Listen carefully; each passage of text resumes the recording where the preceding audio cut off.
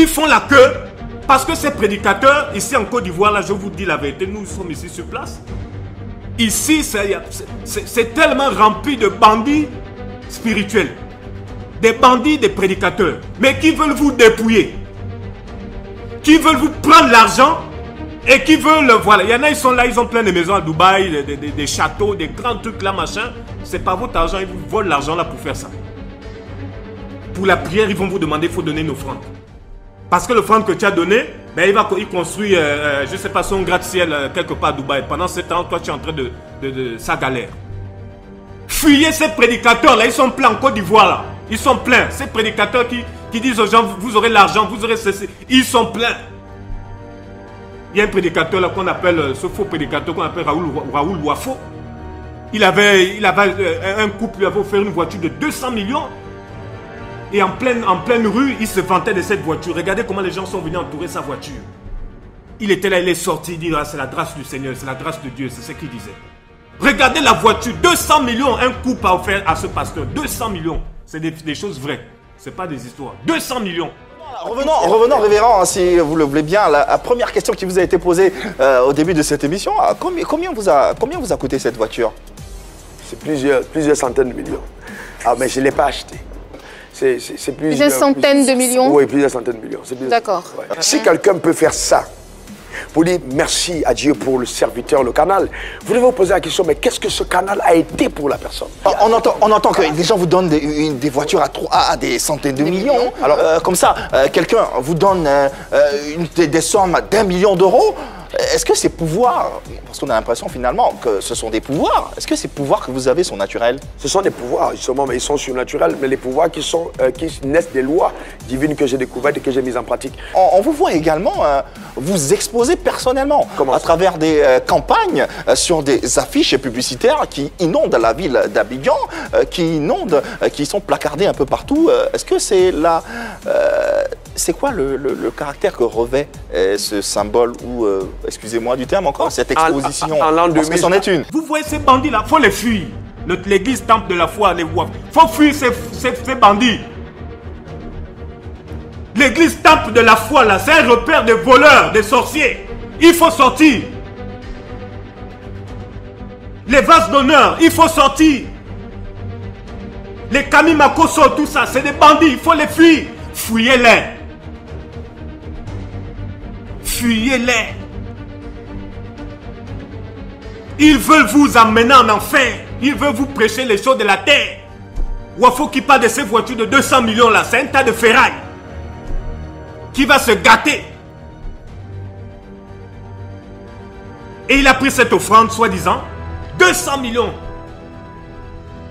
Dadi Shekina. Voici encore un autre agent de Satan. Fuyez-les. Quand il va faire ce programme, regardez tout le cortège de voitures qui le suivent. Regardez même ça. Regardez ces véhicules.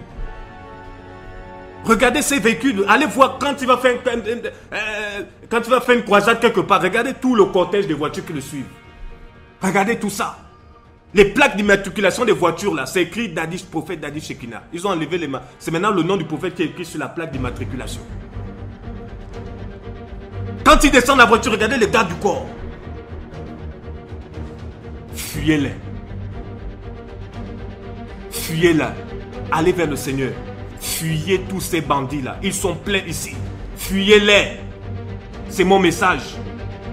La Côte d'Ivoire en ce moment est polluée par beaucoup de gourous. Ils sont là nombreux. Vive la polygamie! Vive la polygamie! Tous ceux qui ne croient pas qu'un chrétien peut avoir plusieurs femmes, vous êtes des païens. Fuyez-les. Les temps nous sont comptés. Vous les connaissez tous. Ces prédicateurs de malheur qui vous parlent d'argent, matin, midi, soir, argent, argent, argent, argent, au point où tu finis par ressembler à l'argent. C'est grave. Tu ne penses qu'à l'argent. Tu ne penses qu'à l'argent. Voilà pourquoi on dit aujourd'hui, des prédicateurs disent, celui qui n'a pas d'argent est maudit. Comme ce bandit de Makoso qui dit, les pauvres n'iront pas au ciel. Voilà ce qu'on prêche aujourd'hui aux gens. On dit, les pauvres n'iront pas au ciel. Si tu n'as pas d'argent, tu es maudit. C'est grave. Mais Je bénis le Seigneur parce qu'il va libérer son peuple. Je bénis le Seigneur parce que tous ces gourous-là vont être confondus. Ils vont perdre beaucoup de clients. Parce que le Seigneur aussi a une race ici en Côte d'Ivoire qui va défendre l'évangile, qui va prêcher l'évangile véritable. Véritable. Une église, des frères et sœurs ici et là qui ne vont pas présenter un titre, qui ne vont pas présenter un homme, qui ne vont pas présenter une assemblée quelconque, une église locale. Ils vont présenter un nom. Yeshua HaMashiach. Voilà celui que nous présentons. C'est cette armée-là que le Seigneur est en train de préparer dans les coulisses. Cette armée qui va se lever pour présenter un seul nom, le nom le plus glorieux, le nom le plus puissant, le nom le plus glorieux, le plus puissant de la terre. Yeshua HaMashiach. Celui qui a tout accompli pour nous. Voici le nom qui va être annoncé. Voici le nom qui doit être prêché. Voici le nom qui doit être proclamé. Yeshua HaMashiach. Il n'y en a plus un autre nom. Il n'est pas venu pour que tu aies de l'argent.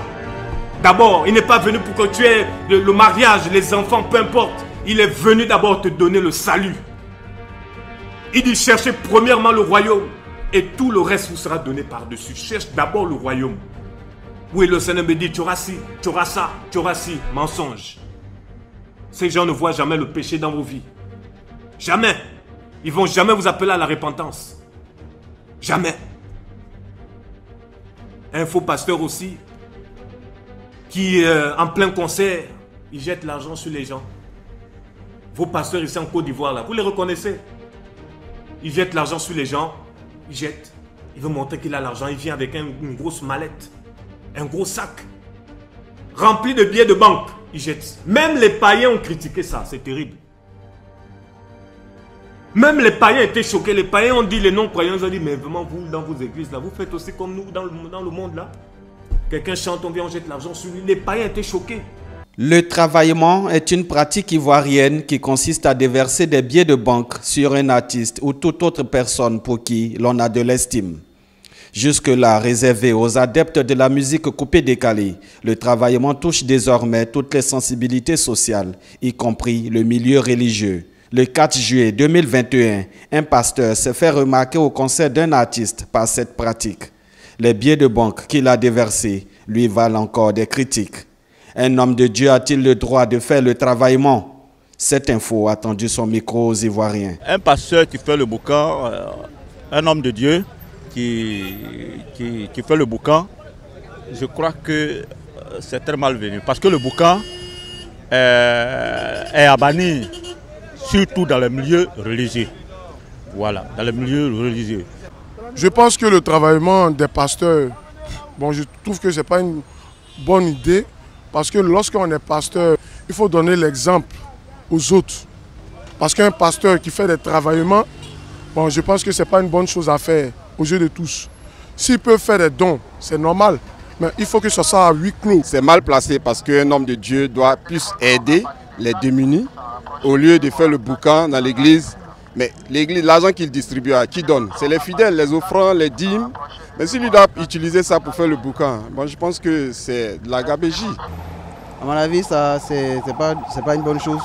Puisque la partie, comme il fait l'œuvre de Dieu, voilà, il n'a pas le droit de le faire. Parce que ça, ce sont les choses du monde.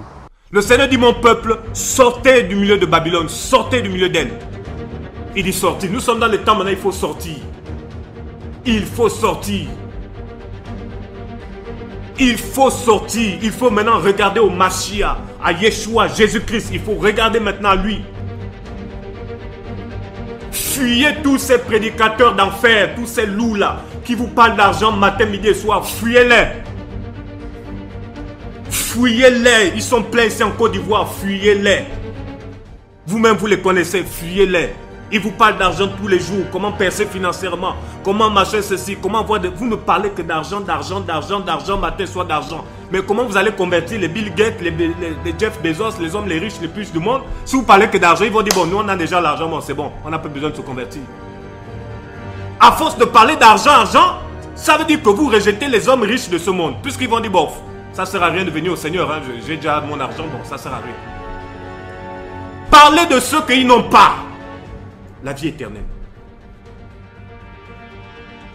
Voilà le message qu'on a besoin, que le monde a besoin d'entendre. Yeshua HaMashiach est venu pour nous sauver, pour nous donner la vie éternelle. Les hommes riches, tout ce monde-là, ils ont l'argent, ils ont les biens, mais il y a quelque chose d'important qu'ils n'ont pas, qu'il faut leur dire, c'est la vie éternelle.